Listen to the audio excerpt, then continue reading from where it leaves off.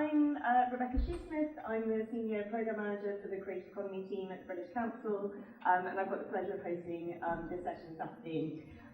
So we've got about an hour, and what we're really going to be focusing on is how the arts and cultural sector are embracing technology to produce new experiences and reach new audiences. So we've got 4 amazing speakers here for you today that are coming from 3 very varied areas of creative practice. And what we wanted to do was give each person 10 minutes to talk to you about their practice and show you what they do, and then open up for questions and discussions. So I'm really keen to get to the meat of the conversation and to not hold too long. So I'm going to introduce our first wonderful speaker, which is Whitley. So Nell drives forward ambitious work in a variety of forms, from live events, art installations, and digital media. And her collaborations with Marshmallow, LaserFeast, which you might have heard of, really demonstrate a unique vision for the future of creative experiences. And she is also a recipient of the BFI Vision Award. So please go ahead now. Thanks. Hi everyone. Oh, that is working. Yeah. Nice to see you all. Thanks for coming along. I'm going to show you some videos and talk to you about generally what we do and you turn it down a bit. Thank you. Can you maybe have half volume? Lovely, thank you. So I'll talk to you mainly about Marshmallow. We're a creative provider based in East London. We work all over the world. We are very interested in how technology is applied in making creative work that we are endeavouring to do. So we ride 2 horses, one which is a more commercial horse, one which is more self-driven. Art horse, as we call it, but whatever idea we come up with. We work with lasers, the name of the day. We work with digital effects, we work with virtual reality, including augmented reality. We're interested in how you set the work or take creative processes using technology into outside of the kind of usual context, so doing things like the project you just saw in the middle of Grisdale Forest, and taking someone on a journey through that forest using a very different mechanism, and in that case virtual reality. I'm going to talk to you about one particular project called A Colossal Wave. It was a commission from Hull City of Culture and the Cultural Quarter of Montreal, and also in partnership with the British Council. And the project used Isaac Newton's 3rd law: for every action there is an equal and opposed reaction, as its starting point. It was a collaboration between a group of Canadian artists and Marshmallow LaserFeast. We were interested in the Anthropocene, in human impact, and how to communicate that in a very public way, in a very slapstick way. And the brief we were given was the commissioners were interested in a piece which used both a physical interface and virtual reality. 2 things that we were more than happy to explore. So this is a video that I'll talk over that tells you a little bit about that piece. It's a triptych of work, and the first experience is one where you use your voice to create these hand-drawn or kind of animations in virtual reality. This guy's having a good sing. The second experience is in the real world, walking up the top of a shipping container turned on its end and dropping a bowling ball from the top, this creating an impact at the bottom, which in turn creates a colossal wave in virtual reality, where you can then interact with those things that you've created with your voice in that world. So we're interested in story worlds, in how you get different, how you can have different views in different worlds, how virtual reality and shared experiences within virtual reality can allow different types of experience, but also different methods to tell the same story or to explore the same world. And this is very much the beginning of something. So I'm just going to review it just in case you didn't get it from the 1 minute. So like I said, indoor experience using your voice you are an anglerfish when you're in there. So you've got, and the things that you create come out of the end of this. Your angler dangler. I don't know the official term for that. That's how we refer to them. And these are the voice fruit that we create. And Presstube, who was the animator that we worked with, who was known some of you may have heard of him. He was really big in the sort of early web. He did a lot of stuff with Flash, and we were big admirers of his. And when we found out he lived in Montreal, we were like, yes, this is brilliant. We can work with him on this project. And so we said, you're interested in doing this, in working in VR, and like, have you been, is this something of interest? And completely by chance, he was already starting to sculpt using Oculus Medium, Quill, paint, tilt brush. He was already exploring the kind of artistry, virtual reality artistry tools. And so we went on this journey of sculpting natively in VR to create the assets that we then use to build our virtual world, which you can experience in these different ways. So these are that was the process of creating these voice fruit. So then these guys drop, spoiler, these guys drop live into this other world, which you experience at the bottom of the tower. For the tower, we were interested in how these immersive technologies are starting to play a role in public space. We didn't want to do something that was kind of part of an exhibition in a corner somewhere. We wanted this to be something that had a presence in a city, and that someone might go, oh, there's a new piece of public art there. It wasn't like, oh, I'm going to see this virtual reality thing. It was much more about the form or it was about the interaction with public space. And so you watch the top, you drop a bowling ball and it lands on the gong. And so this gong slowly becomes shaped over time by the public that are dropping a ball. And under the umbrella, you're experiencing this colossal wave. You're seeing these voice fruits that people have sung into life in the other installation drop live into this world. It's a completely slapstick, stupid thing in terms of what's in VR, but it was just starting to hint at these kind of other mystery worlds that you can create and how other members of the public can kind of walk past you in the middle of the city and kind of go like, what are these people doing? Why are they under these umbrellas? It wasn't about a white guy in a corner with a beard with an Oculus Rift on his face. That's absolutely not what we're trying to do. And then, so this is the colossal wave, to give you a sense of that. And then this is the gong. So this is the gong that was left after Hull. So after, we say it's shaped by 1,000 bowling balls. But it's interesting that we feel that after something like that, which is not necessarily something that could be permanent in a city, like a piece of public art, can leave a kind of collective, a kind of legacy, if you like, that might be left and have nothing to do with the technology, but it's just more to do with the role that the public have played in creating and being part of that artwork. There you go. That's us. Amazing. Thank you so much, nice, isn't it? Excellent. I love the playfulness that you bring to the work and the kind of curiosity, story-driven element of it. It's really fascinating. But I'd love to introduce our next speakers. So we have Krista Lundahl and Martina Seitl, and they are part of the internationally acclaimed duo Lundahl and Seitl. And through their work, they explore the flexibility of human perception and its symbiotic relation with culture and technology. And their work takes the form of participatory mixed reality experiences, synchronizing high-tech and human touch.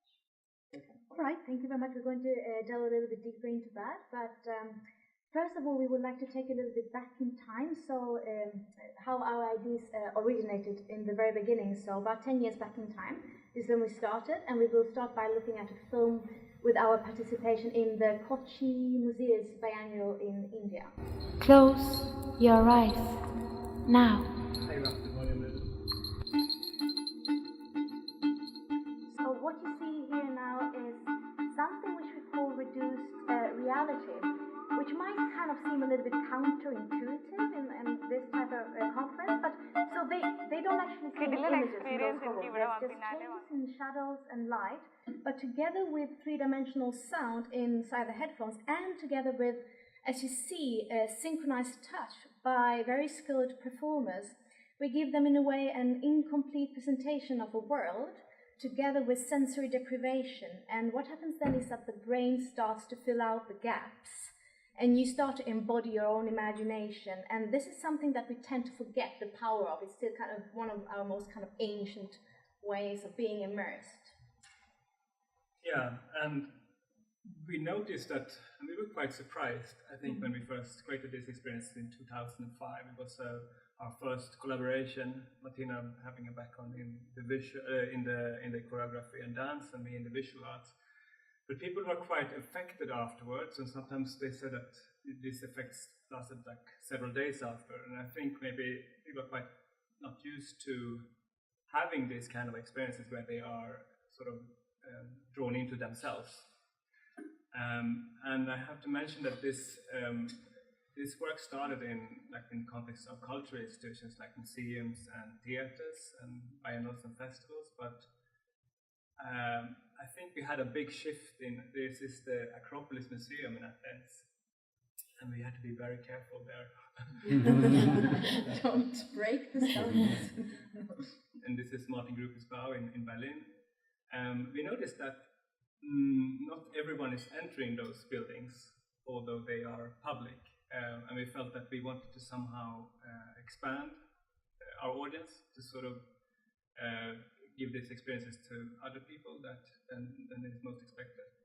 So around, I think, it was around 2013, 2014 that we saw, also maybe around us in the world, we saw a bit of a shift, maybe our political climate, all kinds of differences, I think also possibly through social media and so on.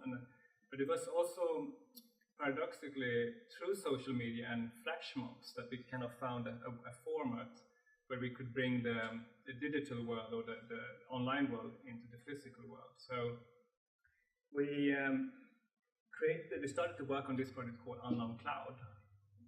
Yes, and so I'll explain what is this Unknown Cloud. And yes, I would say it's a nomadic artwork that is also a mythology about one or more invisible clouds that can travel anywhere on the globe. So this artwork can be anywhere on the globe. But in order to experience the Unknown Cloud, you need to first download an app that contains an AI character that we call the caretaker. And you need the caretaker in order to translate the signals from the cloud into hearable sounds and into the experience itself. So we as artists, we don't really see ourselves as creators of the cloud itself. We created the app. These are two separate things. But then also like the nomadic nature of that cloud also means that this artwork can only be experienced at a very limited time window, at one particular place in time. So that means you physically need to be there. And in this way, it kind of brings the ability of taking people together. So we work with group dynamics. So let's just say that the cloud is forecasted to pass over this room or over this location in a few minutes. So what would we know before that? So we know that according to the forecast that we're at the right coordinates. So we need to wait for the cloud to pass over us, and we hope that it will do so because we cannot actually fully control the cloud. And in that ritual of waiting, that's something that is quite rare today, and perhaps not something we would immediately want to do, but perhaps is what we really want, is not always what we need. And it reminds us that also nature doesn't wait for us. So if we really want to experience a Venus passage, for example, in nature, we can't be late for it, and we perhaps need to wait for it. And in this meeting and in this waiting ritual, something might happen among strangers. Yeah, and then it was really through this old rituals like staring up in the sky, or going to look at an eclipse, or to have a global moment of silence where you can, when people maybe stand closing their eyes, knowing that there's thousands of other people doing this at the same time as them around the globe.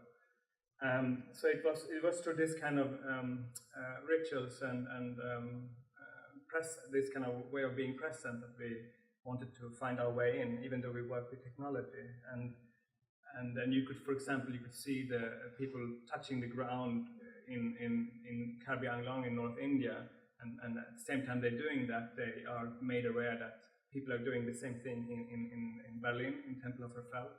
And it's through closing their eyes and imagine the other people on the other side, knowing that they're not actually looking at each other, but more somewhat standing side by side, looking out into something that is unknown, and then somewhat from that unknown, looking back at Earth, almost like an overview effect what astronauts is experiencing. Because the mythology of the cloud tells us that it gives us abilities that we normally don't have, and that is that we start to hear things we normally cannot hear.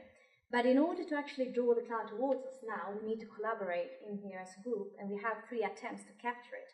And only if we capture the actual cloud, we will start to be able to interact with it. And once we do that, it will start to act as an amplifier for us to start to hear the universe and its radioastronomical sounds at its correct positions. And as you said, Krista, inspired by the overview effect. And also another thing that you mentioned, that once you are inside one cloud, you can also simultaneously hear other clouds in the world.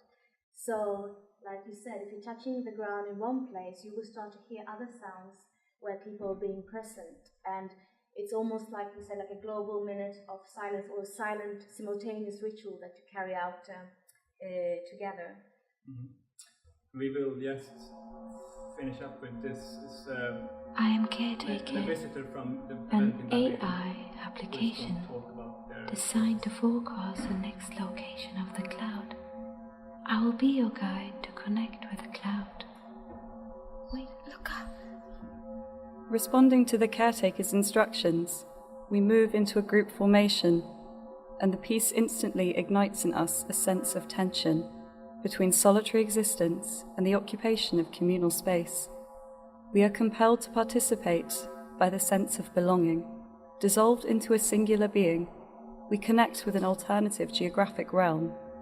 We connect with the cloud's other life in India and dismiss constructed national borders. We become part of the cloud. The caretaker decides to divide us, asking some to lead others. Reliance and submission are inevitable components now. There is no longer any desire to exist alone.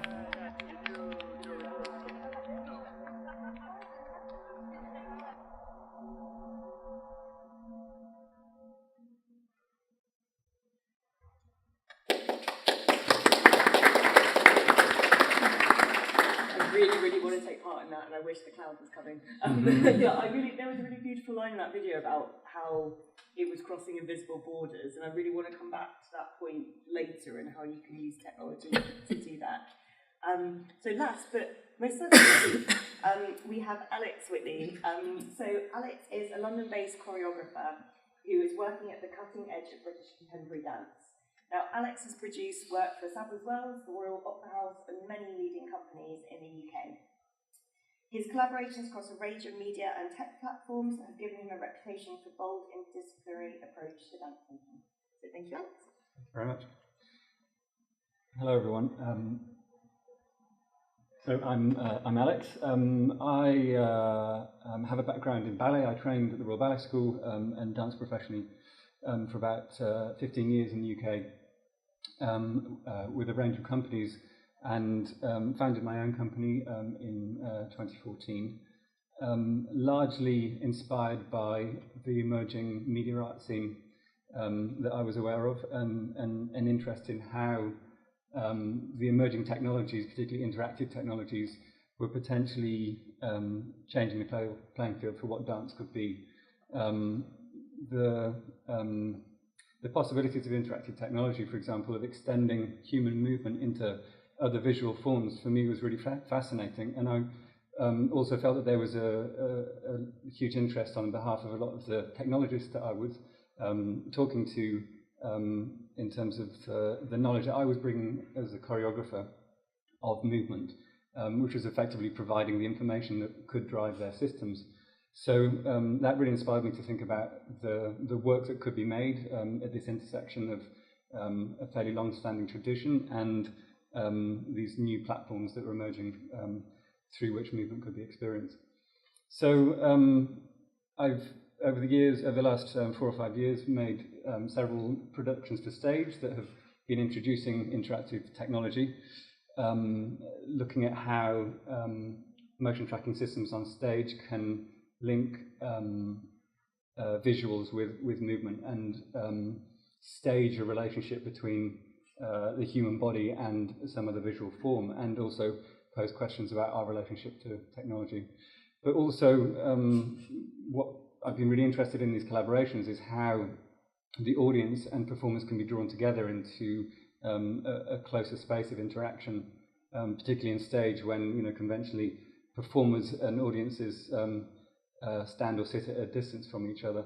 So, for example, one of the productions here, the piece in the middle there, called The Measures Taken, which I actually made in collaboration with Marshmallow LaserFeast. We used a video projector, or a laser projector in this case, placed at the back of the auditorium that was being driven by performers on the stage, but it had the effect of creating a connection between the audience sitting in the theatre and the performers, because there was a huge sheet of light projecting over the top of the audience, but it was the movement of the dancers on stage that were affecting a change in that. So just that bridging of the fourth wall in the theatre was something that was an interesting use of this technology. But I've also been particularly interested in how other tech platforms can invite people to engage with dance in different ways beyond the theatre. The piece, the image in the upper right corner, is the most recent production of mine, a piece called 8 Minutes, which was a piece I made in collaboration with the Rutherford Appleton Laboratory, which is the UK's largest space science centre.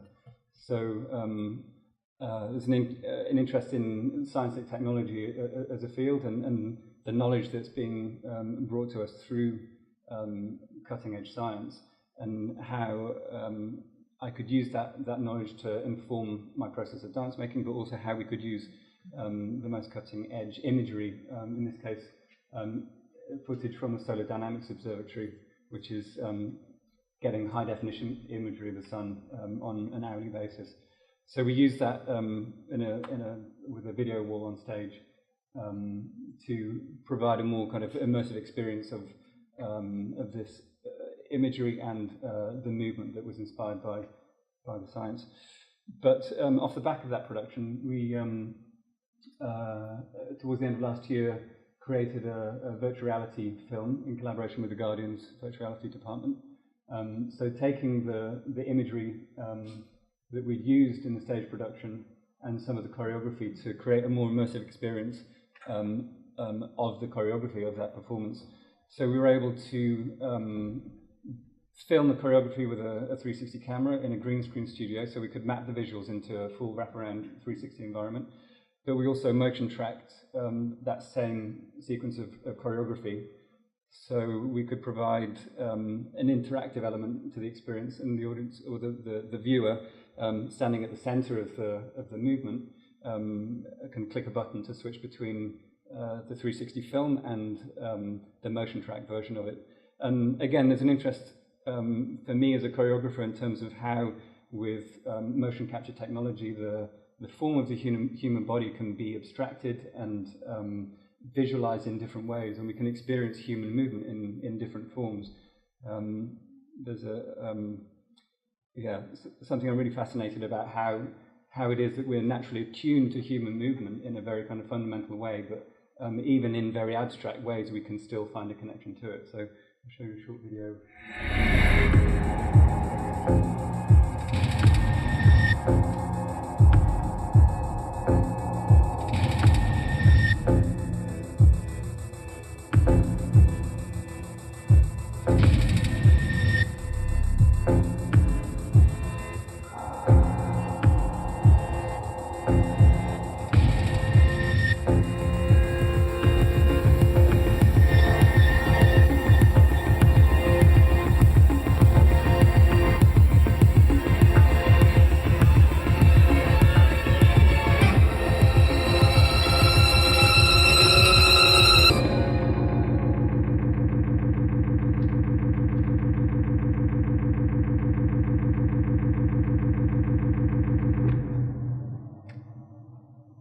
So that was my first foray into working with virtual reality, and it has really whetted my appetite for what this platform has, and as a way of introducing audiences to dance who might not necessarily go to the theatre to see it.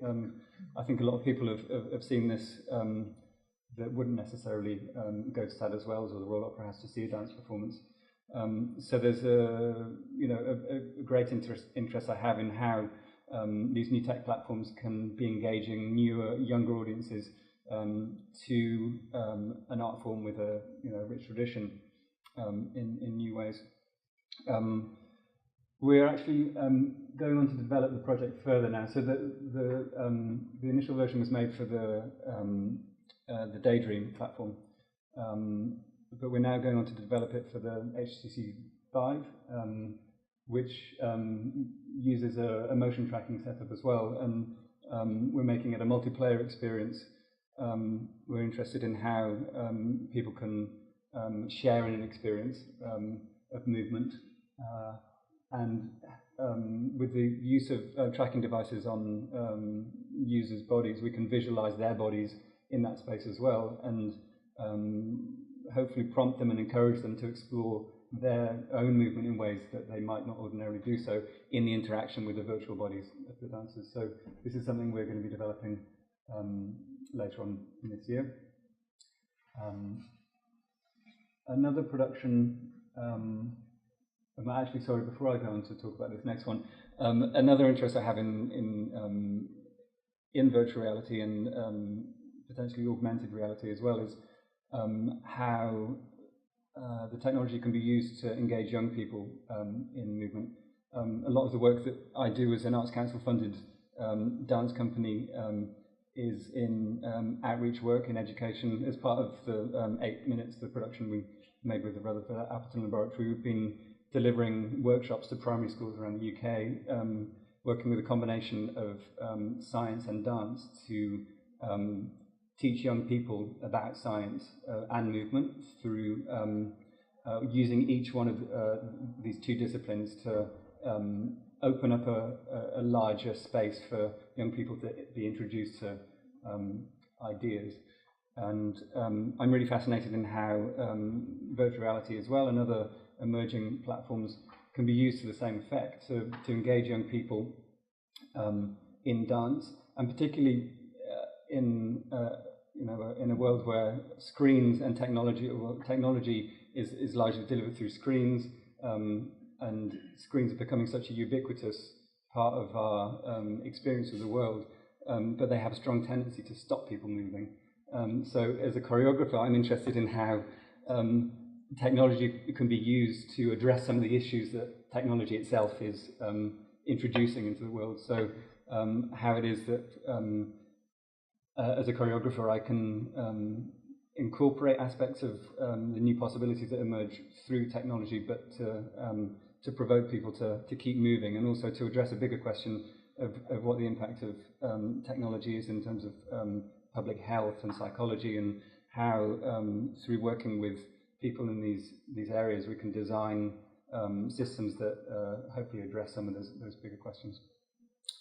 Strange Stranger is a new production I'm working on, which is an installation-based performance experience, using interactive technology again, but this time kind of placing the emphasis more on the public's interaction with a light installation.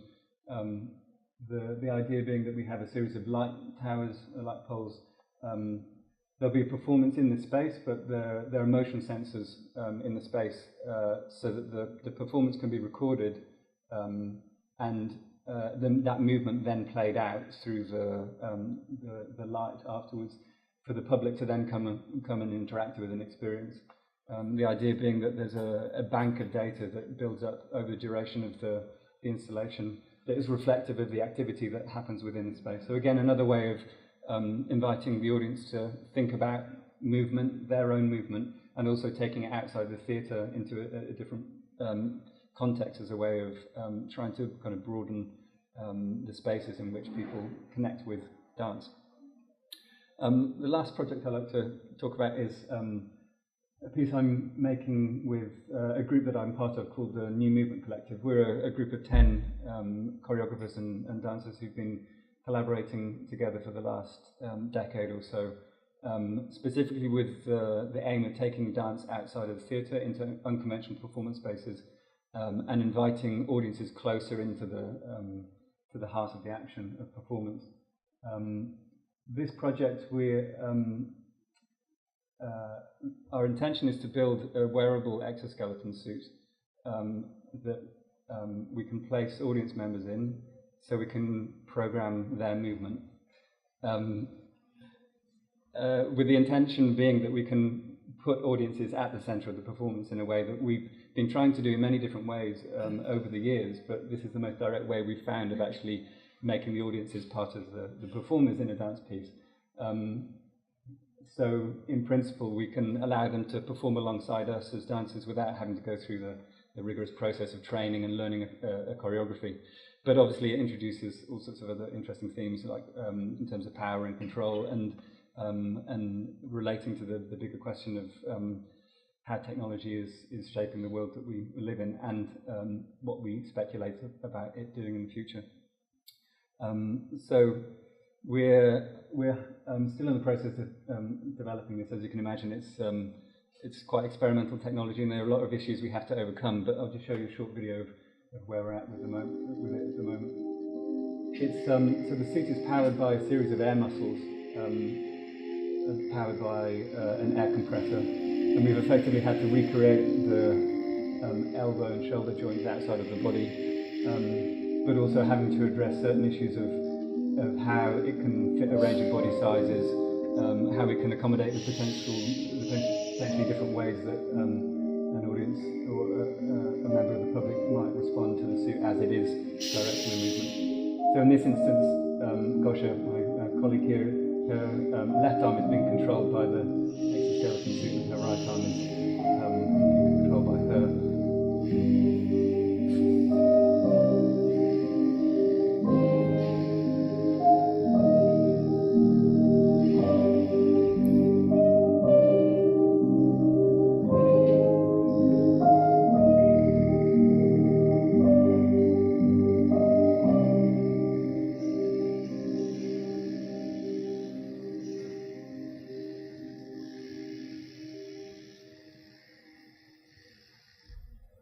Okay.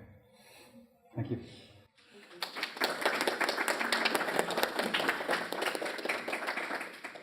I want to have a go on that too. Yeah. But thank you so much, Alex. I have so many questions, so I'm going to ask two, and then I'm going to open up to you wonderful people. But mainly, one of the first things I want to do is pick up on the point that you made quite repeatedly about reaching new audiences, which is also handily a theme of the session. But what I'm really interested in through my work is, I guess, access to technology and access to new forms of production. And even, today we are probably all here because we either probably work in a field that's related to this, or we move in circles that are very familiar with new forms of technology and the discussion today. But what I'm really interested in is through all your work, how you are reaching out to new audiences, specifically, I guess, audiences that either potentially haven't experienced these forms of technology or don't have access to it, and what you have to consider through your practice in order to be able to do that in a sensitive way, I suppose. So I don't know who wants to start with that? Happy to. Excellent. I think, if I'm completely honest, it wasn't, for a lot of our work is an afterthought, just to be totally honest. As we're not creating work to go, we're trying to reach this audience sometimes. We are a bit more now, but like when we made In the Eyes of the Animal, for example, that was a commission from a festival, and we said, yeah, this is what's interesting creatively, this is the kind of story we want to tell, and that was the primary ambition for that work. And then we saw it being placed in the forest, or we placed it in the forest. We saw it starting to tour, to go to different places, and it became very interesting seeing different types of audiences react. And so we've learned a lot in the process of making these works. Now what we're doing is pushing to have our work put on certain platforms, so like in city centres, like in places that are very public that you wouldn't necessarily expect to see these technologies. That's one of the main ways that we're doing it. It's a great platform for us as a group. We get more people to see our work. One of the problems with making work using a kind of one-in, one-out type of technology is that hardly anyone gets to see it, and that sucks for the audience and for us. So we're trying to work a bit on that. Outside of MLF, as we mentioned earlier, I got a Vision Award from the BFI, so a lot of my work in that as a producer is trying to find a diverse group of people who get to make this work. We talk about this a lot, but we often say making work using these technologies is a lot more fun than it is experiencing these works at the moment, just because of the nature of the technologies. It's clunky, the audience experiences are being worked out. And I think that we need to be very, very mindful about who gets to make work using these technologies, or who is setting the agenda. So for me, the access conversation starts right at the development of the story, of the development of the hardware, who gets to apply that into creative work or in the culture, arts and culture.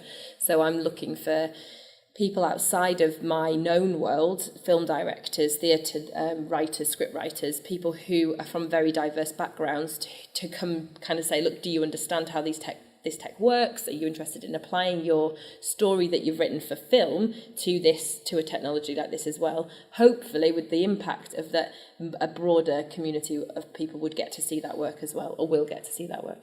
Amazing. Thank you. And I think because specifically Unknown Cloud, then I think it's a good example, because here we don't have a natural context in a way, because it's totally invented its own format in a sense. So what we needed to do when we wanted this work to come out to people, we collaborated with newspapers we collaborated with radio and TV to be able to make almost like to make news out of it, really, in a way, about this unknown cloud coming to town and passing different places. And then we felt that we needed to point towards this website that we have, unknowncloud.com, for people to be able to see where the cloud is now and so on, and then to go to a specific place to meet it. And I mean, but now I think so far it has been in a way in a context of different partners like festivals and biennials and so on. I mean, we're still experimenting. I mean, I think it's important to remember that the Unknown Cloud is a project that will continue until 2057.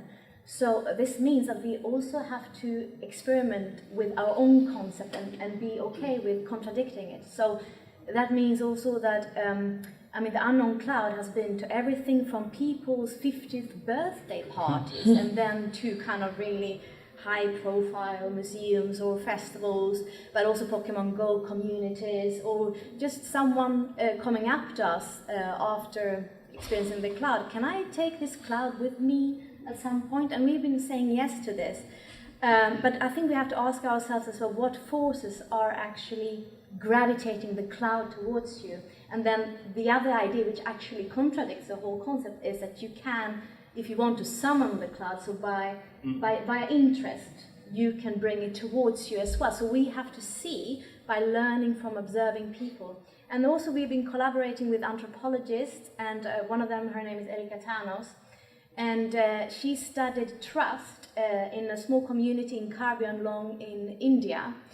And through that, and through her, we were able to create another cloud over Karbi Anglong. But their event was completely different. While we did it in Berliner Festspiele, they kind of created a whole dinner and communal dinner around, and then they did the cloud. I think they did it twice.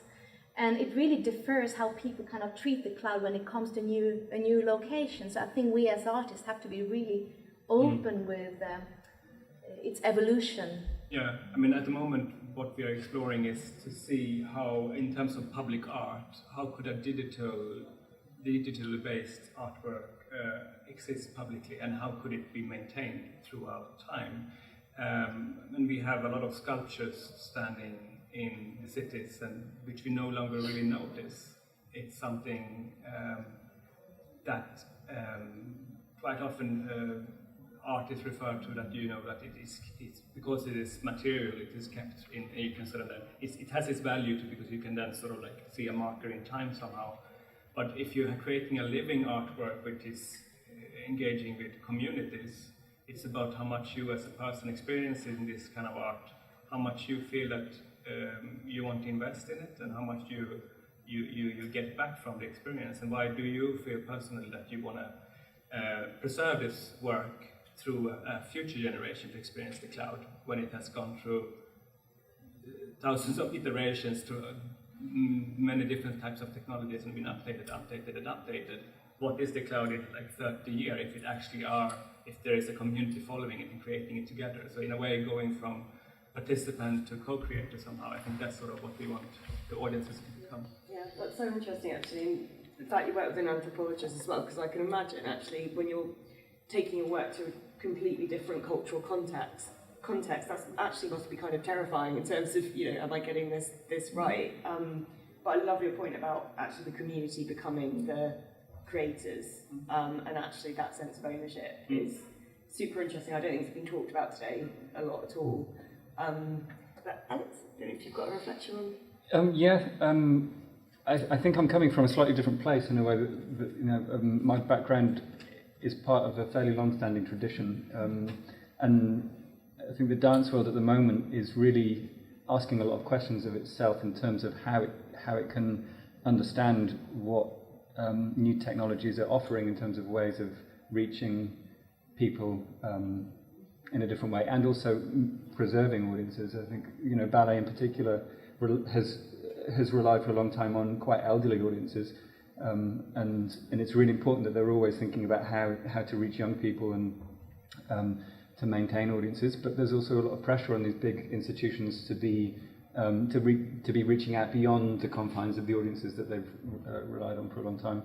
But dancers, a lot of it is quite restricted by the geographical infrastructure that's built around. The big theatre institutions are in a particular place, and people have to come to that place to see it. And the way it's funded is all based around that same infrastructure. So, I'm really interested in how people in rural communities, for example, can in some way engage in dance or have access to it in a way that they might otherwise be deprived of, because they live 50 or 100 miles away from the nearest theatre that's going to program contemporary dance.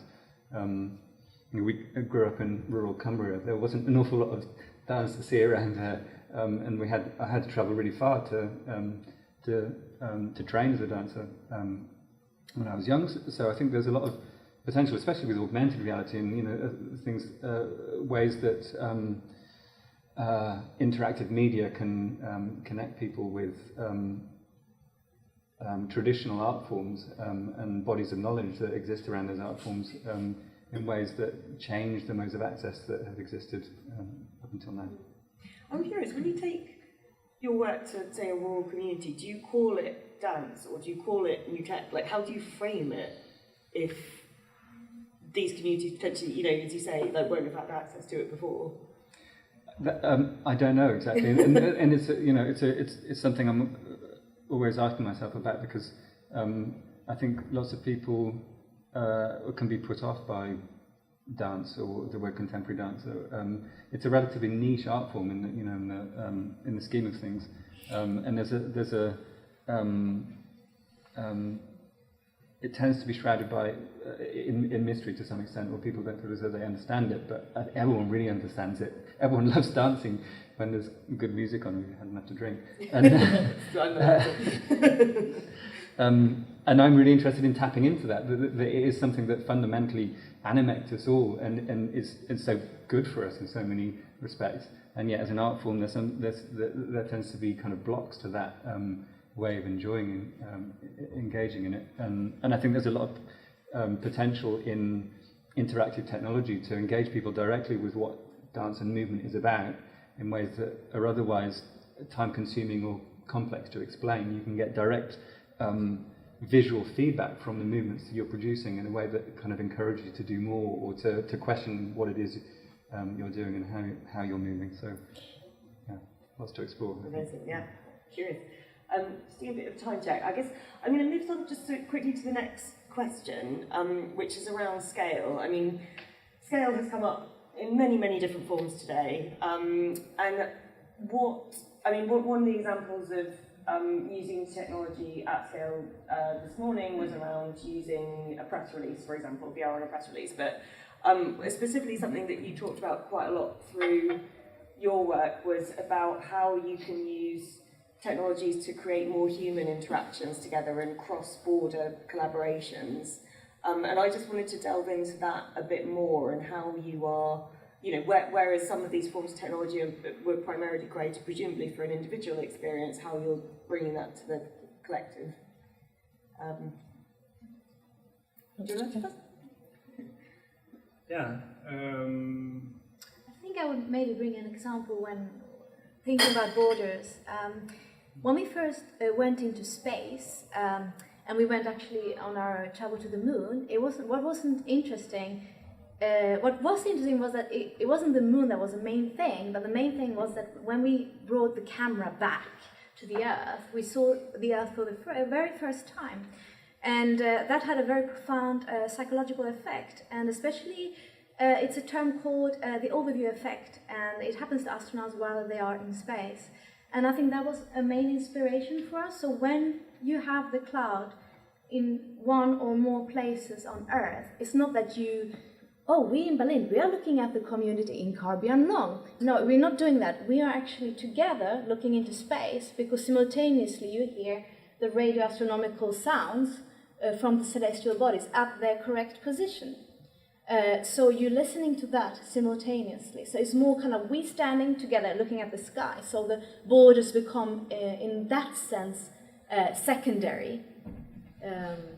But is the question sort of asked in terms of reaching out to, in terms of to scale up things, in terms of, in a way, business, or I'm more interested in reaching out to giving me more people the experience. Yeah, we have this.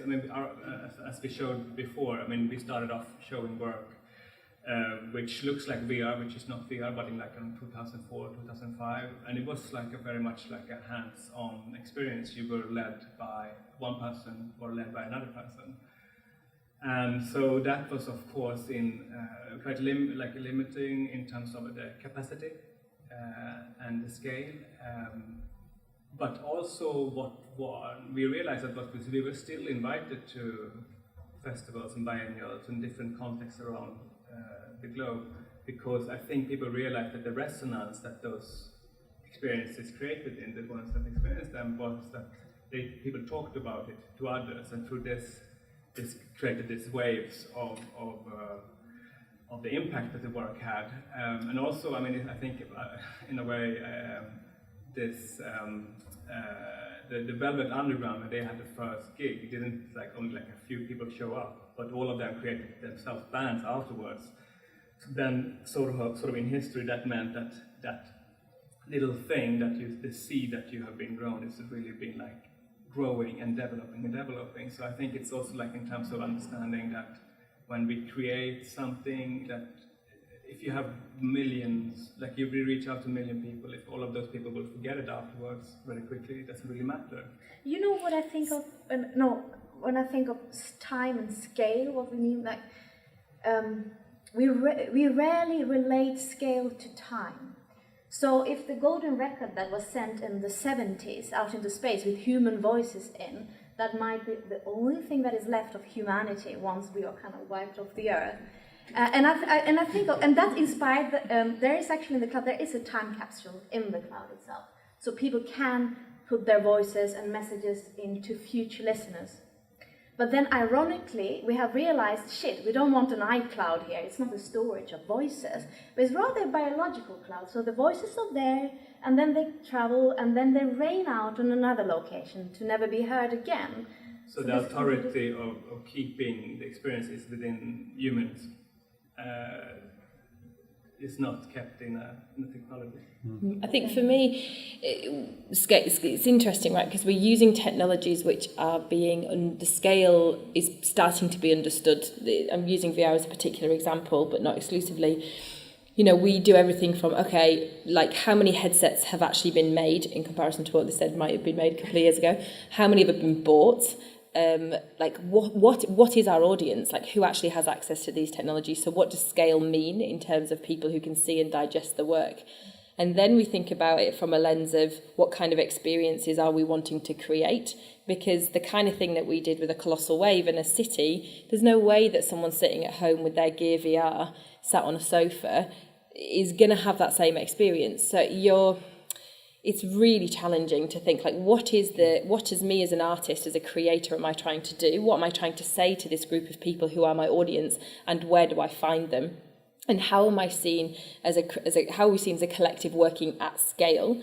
Because we can get 11,000 people through when it's in a city somewhere. If I sold that on the App Store or through Steam, might I reach tens of, or millions more people? Maybe not millions yet, but tens of thousands more people. So it's this challenge of like the time versus scale is interesting. Quality of experience and scale is another interesting thing, and kind of a message medium and quality of artistic experience versus audience numbers. It's just a challenge of new ways of working with these technologies. I think it's nascent.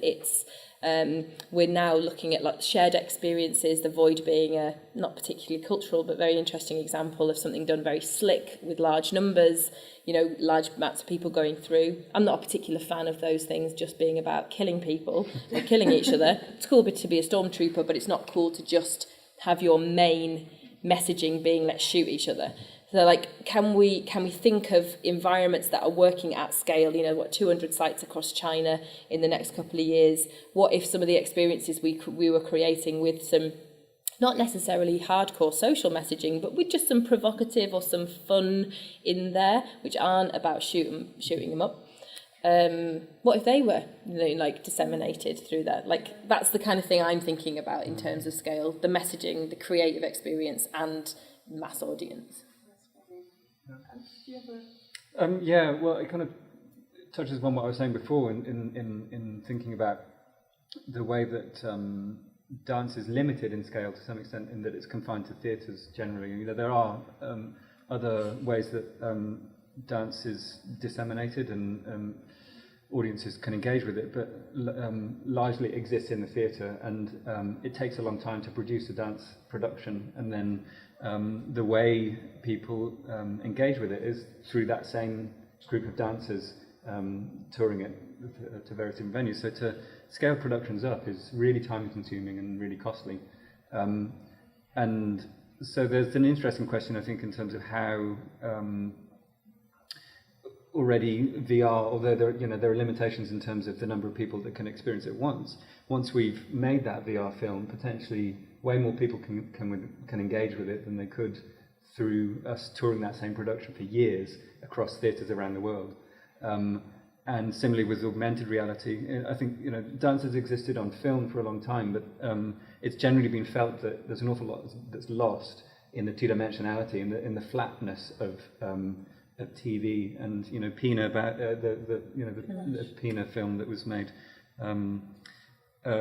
for me was one of the best examples of the use of a 3D film, because it for me was the first time that I'd seen dance outside of the theatre or on screen in a way that captured something of what was so good about it in the theatre. And I think VR and AR are opening up the potential for something of the quality of experience that you get in a theatre. It'll never be the same, but it's a lot closer because it's 3D, and you can get a sense of depth and movement in ways that is essential to the experience of dance, and that is potentially scalable through these platforms in a really interesting way, and also kind of expands the possibilities of what a dance performance can be considered to be. That it's not just something that exists in that theatre space, but you could take something away in an augmented reality app, an aspect of the choreography that you could have playing out on your coffee table afterwards, and millions of people could have that app to see it. So there are exciting possibilities there, I think, for how tech and these platforms can scale dance up in a way that's been quite limited to in the past. So it's three very different approaches there, I think. So we've got a few minutes for questions, so I'm going to take a couple at a time. Does anybody have any burning questions? We stunned you into silence? Excellent. You're all doing things that are sort of on the edge of technology, but so you're obviously assembling different kinds of teams to put these things together. How easy is it to find those people, and you know, where do you look for them? How long does it take to put the teams together? It's really hard. Skill development and talent development is one of the biggest challenges that I think we're not doing very well at in terms of some of the money that's floating around for this kind of work at the moment. It's probably getting there, but we go to grad shows, we find people who are doing interesting stuff. We look at a lot of our directors spend an inordinate of time on blogs. I'm like, what are you doing? That can't be work, but it definitely is, because it's constantly looking about who's putting interesting work out there, what animators do we like. We like on Twitter all the time looking at interesting demos. It's very broad based, and it's all about just finding interesting, innovative things that people are putting out there into the world. Technologies are enabling our ability to do this a lot, which is an interesting thing. Another conversation. And then we put work out. People say, "Oh, I really like that. Can I work with you?" So there's a bit of reactive stuff going on there as well. But it's super hard. The hardest thing is to find people, because we're not at a scale of a company where we want to be.